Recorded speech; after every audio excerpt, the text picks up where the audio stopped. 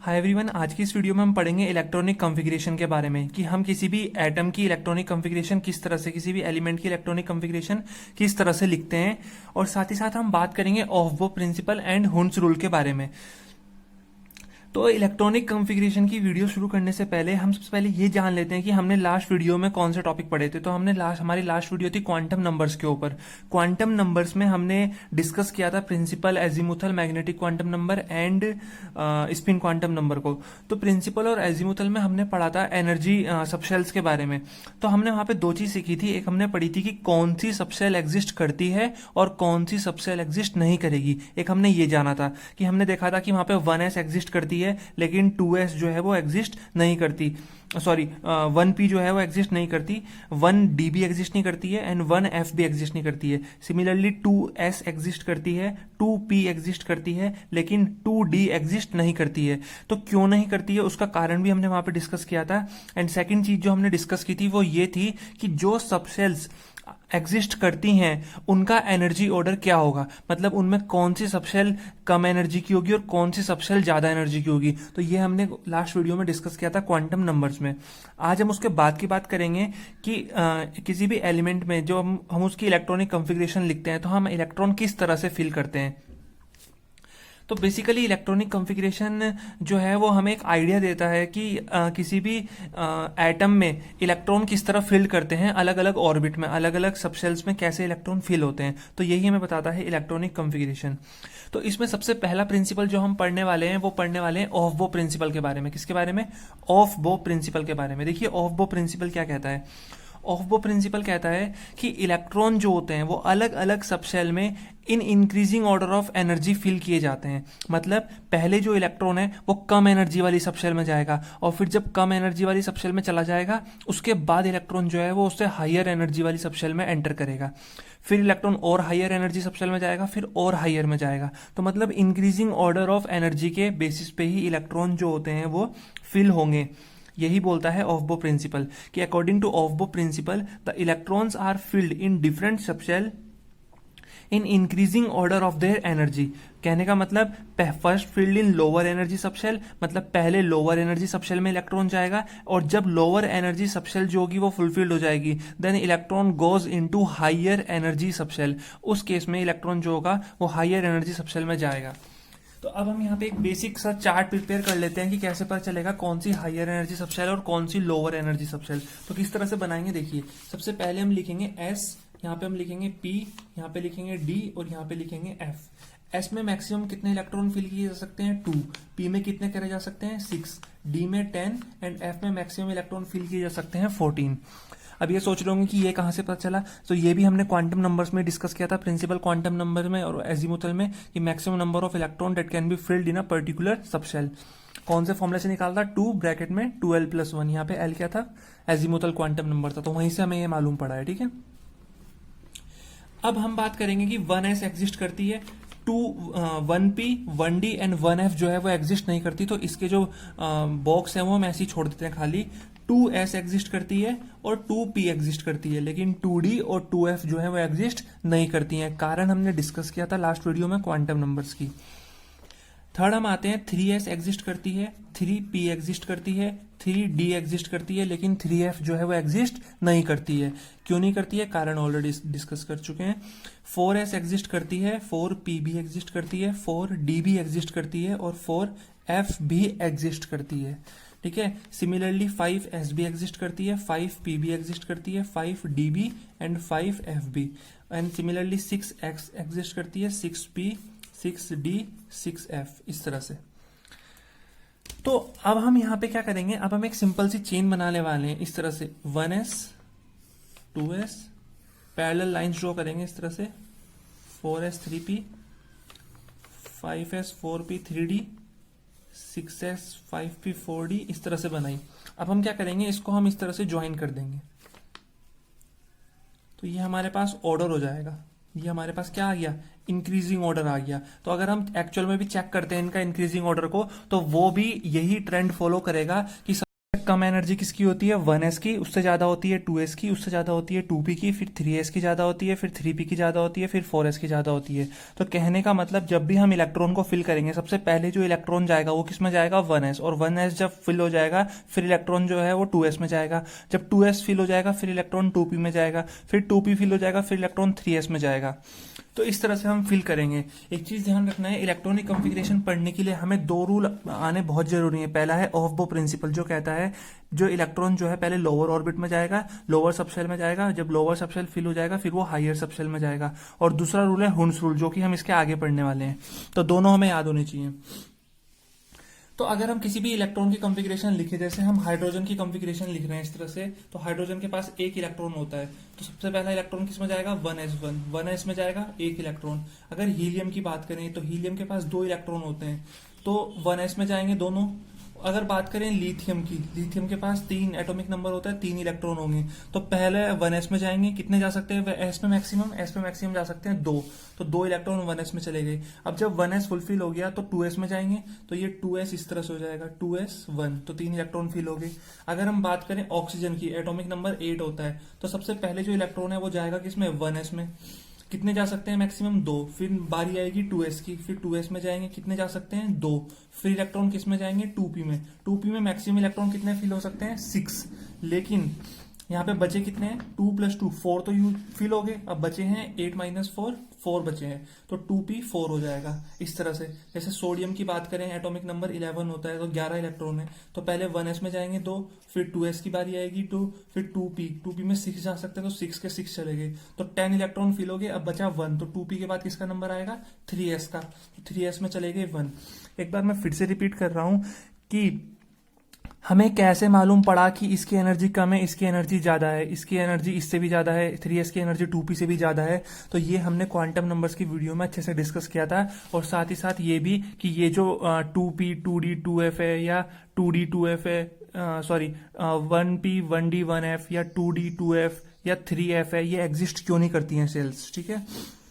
तो इस तरह से हम इलेक्ट्रॉनिक कॉन्फ़िगरेशन फिल कर सकते हैं। जैसे अगर हम बात करें क्लोरीन की, या फिर हम बात करते हैं पोटेशियम की बात करते हैं, पोटेशियम का एटॉमिक नंबर कितना होता है, पोटेशियम का एटॉमिक नंबर होता है 19, तो सबसे पहले इलेक्ट्रॉन जाएगा 1s में, 2 जाएंगे, फिर इलेक्ट्रॉन जाएगा किसमें 2s में, कितने जाएंगे 2, फिर इलेक्ट्रॉन जाएगा किसमें 2p में, तो 2p में 6 चले गए, टोटल 10 इलेक्ट्रॉन फिल हो गए, 9 लेफ्ट है। तो 2p के बाद किसका नंबर आएगा 3s का, तो 3s में 2 चले गए, तो टोटल 12 इलेक्ट्रॉन फिल हो गए।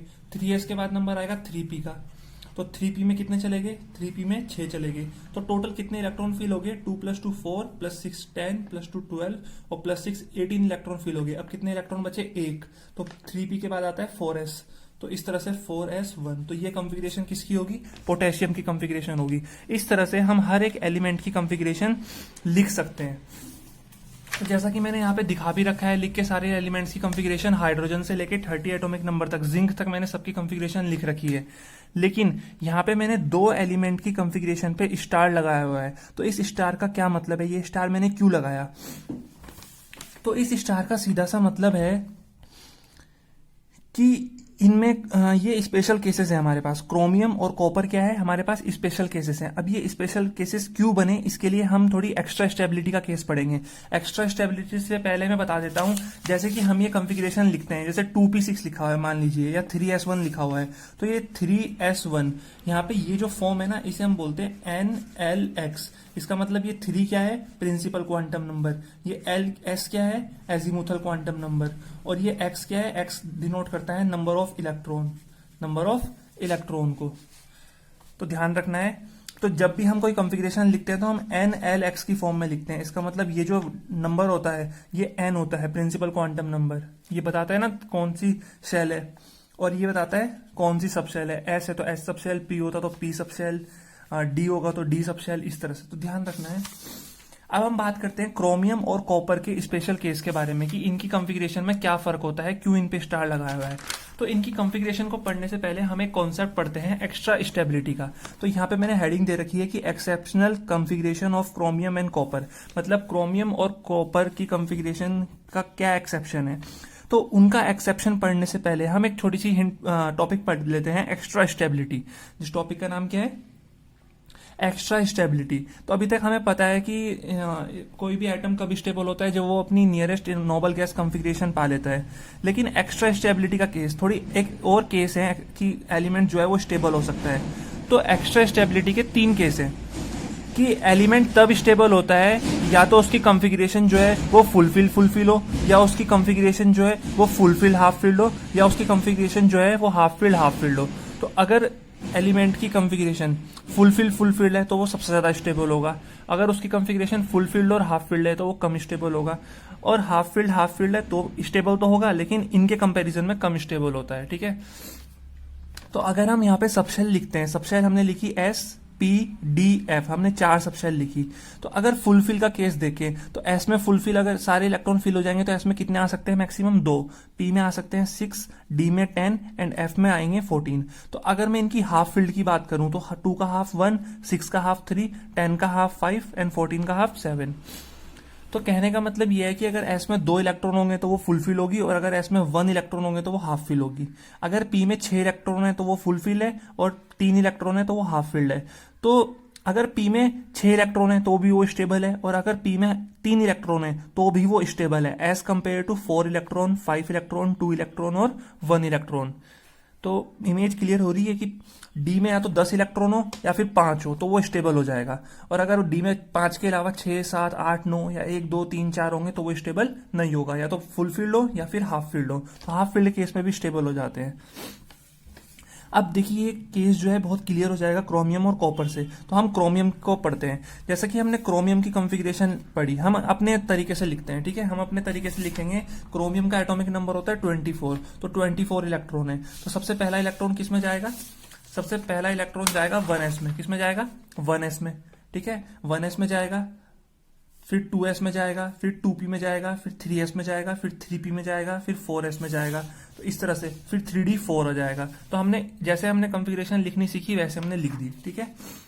ये इसकी एक्सपेक्टेड कॉन्फ़िगरेशन है जो हमने अभी लिखी है अपने अकॉर्डिंग। तो ये 4 जो है ये प्रिंसिपल क्वांटम नंबर है, इसको मैं मान लेता हूं n, और ये तो हमारे पास s सबसेल है तो इसे ns नाम दे दिया, ठीक है। अब ये 4 से 1 कम है तो इसको मैंने लिख दिया n-1, और ये d हो गया। क्लियर हुआ। तो अब होता क्या है कि जब n-1d पे एक इलेक्ट्रॉन कम होता है, हाफ फील्ड, ये n-1d बोलता है s को कि देख तू तो फुल फील्ड है और मैं ना फुल फील्ड हूं ना फिर ना ही हाफ फील्ड हूं, तो एक काम कर कि अपना एक इलेक्ट्रॉन जो है मेरे को दे दे, तू भी हाफ फील्ड हो जाएगा और मैं भी हाफ फील्ड हो जाऊंगा। अगर ये s जो है अपना एक इलेक्ट्रॉन इस d को दे देगा तो s के पास कितने इलेक्ट्रॉन बचेंगे, 1, तो s क्या हो जाएगा, हाफ फील्ड हो जाएगा। और d के पास कितने हो जाएंगे, 5, तो d के पास 5, तो d भी क्या हो जाएगा, हाफ फील्ड हो जाएगा। तो हाफ फील्ड क्या होते हैं, एक्स्ट्रा स्टेबल होते हैं, तो ये स्टेबिलिटी पा लेते हैं। तो इनमें ऐसे होता है आपस में। तो क्या होता है कि रीजन क्या है कि when n-1d subshell has just 1 electron less than half filled, an electron from ns migrate to n-1d making half filled configuration in n-1d subshell। तो n-1d subshell have extra stability। तो क्या होती है, क्रोमियम में जो होती है वो एक्स्ट्रा स्टेबिलिटी आ जाती है। क्या आ जाती है, एक्स्ट्रा स्टेबल हो जाता है, ठीक है। तो पहले जो एक्सपेक्टेड कॉन्फ़िगरेशन थी उसमें S तो था फुल फील्ड, लेकिन ये तो ना फुल फील्ड था ना हाफ फील्ड था। तो सिर्फ फुल फील्ड होने से स्टेबल नहीं होगा, या तो फुल फील्ड हो, या फुल फील्ड हाफ फील्ड हो, या फिर हाफ फील्ड हो। तो ये अभी फुल फील्ड है, ये कुछ भी नहीं है, ना फुल फील्ड है ना हाफ फील्ड है। तो अगर एक इलेक्ट्रॉन इधर माइग्रेट कर जाएगा तो ये भी हाफ फील्ड हो जाएगा और ये भी हाफ फील्ड। तो हाफ फील्ड केस में एक्स्ट्रा स्टेबिलिटी शो करेगा क्रोमियम, तो वो ज्यादा स्टेबल हो जाता है। और हर एक एलिमेंट चाहता है कि वो अपनी स्टेबिलिटी में जाए, स्टेबल फॉर्म में जाए।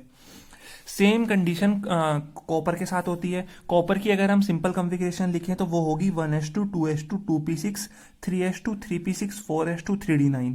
तो हमने क्या किया, इस 4 को n माना और ये s हो गया ns। तो 4 ये 3 है, मतलब n-1 4-1 और ये D। तो यहाँ पे भी क्या है, S के पास 2 इलेक्ट्रॉन है। अब S के पास 2 इलेक्ट्रॉन है और D के पास 9 इलेक्ट्रॉन है। तो S तो अपना फुल फील्ड है, लेकिन D ना फुल फील्ड है ना ही हाफ फील्ड है। तो D बोलेगा, n-1D बोलेगा, देख तू फुल फील्ड है और मैं कुछ भी नहीं हूं, तो स्टेबल नहीं हो सकते, हम कॉपर को स्टेबल नहीं करा सकते। तो एक काम करते हैं, तू अपना एक इलेक्ट्रॉन जो है मेरे को ट्रांसफर कर दे, तो तू भी हाफ फील्ड हो जाएगा और मैं फुल फील्ड हो जाऊंगा। तू हाफ फील्ड हो जाएगा और मैं क्या हो जाऊंगा, फुल फील्ड हो जाऊंगा। तो फुल फील्ड हाफ फील्ड क्या होता है, एक्स्ट्रा स्टेबिलिटी शो करता है। फुल फील्ड हाफ फील्ड क्या होगा, एक्स्ट्रा स्टेबिलिटी शो करेगा। तो वो मान जाता है 4s, NS वाला मान जाता है, वो बोलता है ठीक है मैं दे देता हूं। तो कॉन्फ़िगरेशन हो जाती है 1s2 2s2 2p6 3s2 3p6। ये हो जाएगा 4s1 और ये हो जाएगा 3d10। तो ये NS है, ये n-1d है। तो एस में एक इलेक्ट्रॉन आया, ये क्या हो गया, हाफ फील्ड हो गया। ये क्या हो गया, हाफ फील्ड हो गया।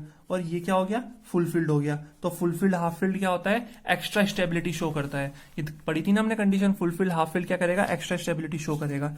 तो इस वजह से जो होता है कॉपर की जो एक्सपेक्टेड कॉन्फ़िगरेशन होती है वो ये है, लेकिन एक्चुअल कॉन्फ़िगरेशन ये होती है। तो क्यों होती है, कारण समझ में आया, एक्स्ट्रा स्टेबिलिटी के केस की वजह से।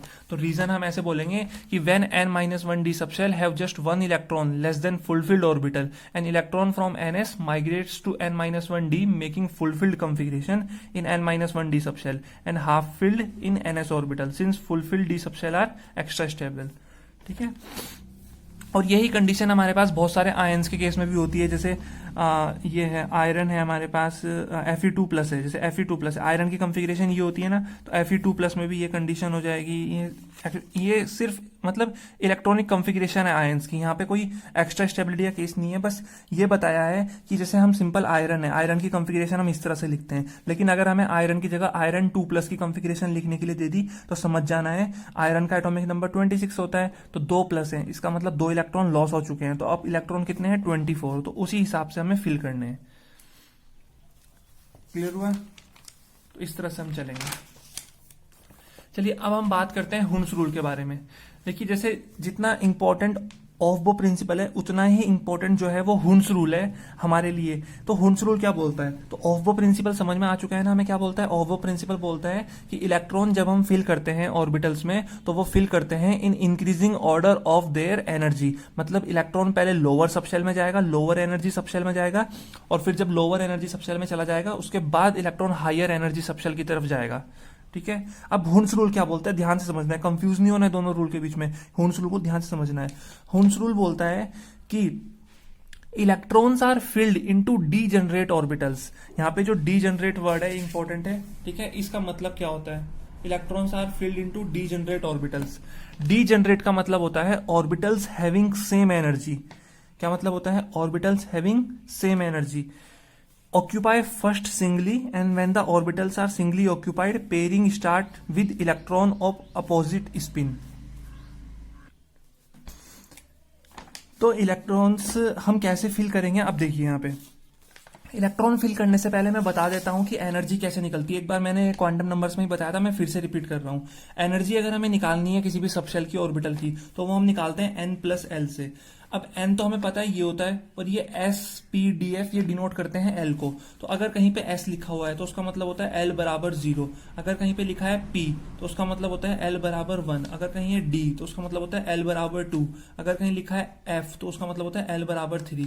तो अगर हम बात करें सबसेल्स की तो 1s, उसके बाद आता है 2s, उसके बाद आता है 2p, उसके बाद आता है 3s, उसके बाद आता है 3p, उसके बाद आता है 4s। तो यहाँ पे अगर इसकी एनर्जी हम निकालें तो यहाँ पे n की वैल्यू कितनी है 1, तो 1 प्लस s की वैल्यू मतलब l की वैल्यू कितनी हो जाएगी, s के केस में 0, तो 1 प्लस 0 कितना होता है 1। और ये हो जाएगा 2 प्लस s मतलब l बराबर 0, तो 2 प्लस 0 मतलब एनर्जी कितनी है 2 है। 2p की एनर्जी निकालते हैं तो 2 प्लस p का मतलब क्या होता है l बराबर 1, तो 2 प्लस 1 3। 2p की एनर्जी कितनी है 3। 3s की निकालते हैं तो 3 प्लस s का मतलब क्या होता है l बराबर 0, तो ये 3 आ गया। ऐसे ही 3p की निकालते हैं तो ये 3 प्लस p का मतलब l बराबर 1, तो ये 4 आ गई एनर्जी। ये 4 प्लस s का मतलब क्या होता है l बराबर 0, तो एनर्जी कितनी आ गई 0। तो इस तरह से हम एनर्जी निकाल सकते हैं। मतलब 1s की एनर्जी क्या होती है 1, 2s की होती है 2, 2p की होती है 3 और 3s की होती है 3। तो इस तरह से होती है एनर्जी। तो हुन्स रूल यही बोलता है कि इलेक्ट्रॉन जो होते हैं वो डीजेनरेट ऑर्बिटल्स में फिल होते हैं। कौन से ऑर्बिटल्स में, जिनकी एनर्जी क्या होती है सेम होती है। और किस तरह से फिल होंगे, पहले सिंगली ऑक्यूपाई होंगे, और जब सारे बॉक्स जो हैं उनमें सिंगल सिंगल इलेक्ट्रॉन ऑक्यूपाई हो जाएगा, भर फिल हो जाएगा, तो उसके बाद जो होता है वो पेयरिंग शुरू होती है विद अपोजिट स्पिन। मतलब अपोजिट स्पिन कैसे, एक क्लॉकवाइज होगा तो दूसरा एंटी क्लॉकवाइज होगा, तो ये ध्यान रखना है इस तरह से। अब मैं यहाँ पे फिल करके दिखाता हूँ कैसे फिल करते हैं। जैसे यहाँ पे मैंने लिख रखा है हाइड्रोजन, क्या लिख रखा है, हाइड्रोजन 1H1, तो इसे हम लिखते हैं 1s1। तो इसको अगर हमें फिल करना है तो s के लिए एक ऑर्बिटल बनता है बस, तो एक इलेक्ट्रॉन इस तरह से फिल हो गया। अगर हम बात करें हीलियम की तो इसे लिखते हैं 2H4, तो इसके लिए लिखेंगे 1s2। तो इसमें क्या होता है, 1s की एनर्जी कितनी है, 1s की एनर्जी हमारे पास कितनी है, 1 होती है, 2s की तो अलग होती है ना। तो पहले 1s में सिंगल ऑक्यूपाई होगा और फिर पेयरिंग हो जाएगी अपोजिट स्पिन के साथ। अगर हम बात करें इसी तरह लिथियम की, तो लिथियम को हम लिखते हैं 1s2 2s1। तो हम क्या करेंगे, 1s2 और 2s1 इस तरह से, तो 1s ये 2s।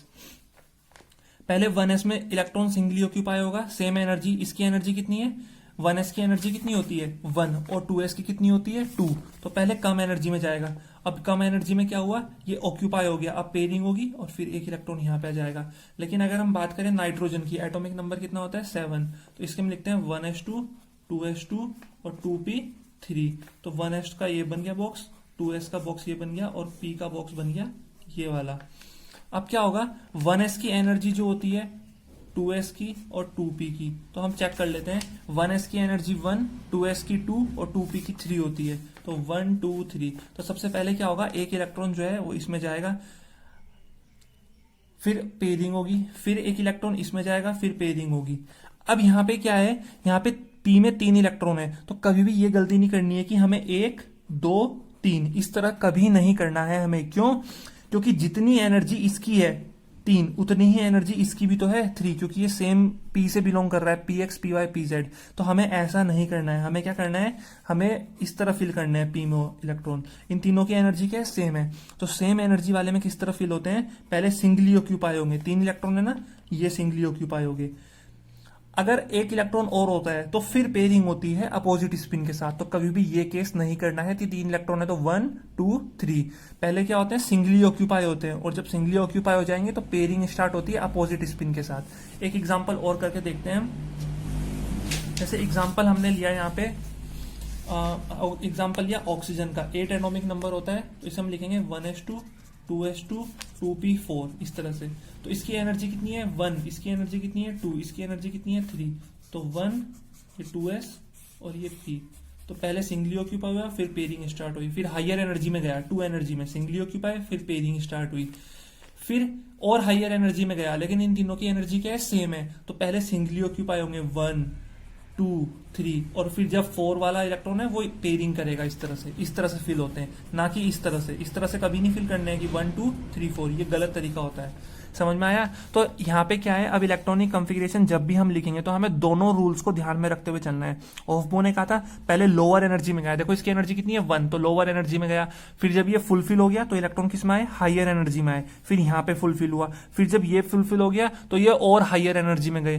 तो ये कहता है ऑफबो प्रिंसिपल। और हुंस रूल ने क्या कहा कि ऐसे ऑर्बिटल्स जिनकी एनर्जी जो होती है वो सेम होती है, इन 3 ऑर्बिटल की एनर्जी कितनी है, सेम। ये 2 है तो यहाँ पे एक ही ऑर्बिटल है, लेकिन यहाँ पे कितने ऑर्बिटल है 3, और तीनों की एनर्जी क्या है, सेम है। तो सेम एनर्जी वाले ऑर्बिटल में हुंस रूल बोलता है कि इलेक्ट्रॉन पहले सिंगली ऑक्यूपाई होंगे, सिंगल सिंगल सिंगल, और जब सिंगली ऑक्यूपाई हो जाएंगे तो फिर पेयरिंग स्टार्ट होती है। क्लियर हुआ। तो इस तरह से जो है हमें हुंस रूल को अप्लाई करना है। आई होप समझ में आ गया होगा हुंस रूल क्या होता है, कंफ्यूज बिल्कुल नहीं होना है। तो ये बात की थी हमने ऑफबो प्रिंसिपल और हुंस रूल की, जिसमें हम इलेक्ट्रॉनिक कॉन्फ़िगरेशन लिखते हैं किसी भी एलिमेंट की। नेक्स्ट वीडियो में हम बात करेंगे इलेक्ट्रॉनिक कॉन्फ़िगरेशन की एप्लीकेशन के बारे में कि क्या इसकी एप्लीकेशंस हैं।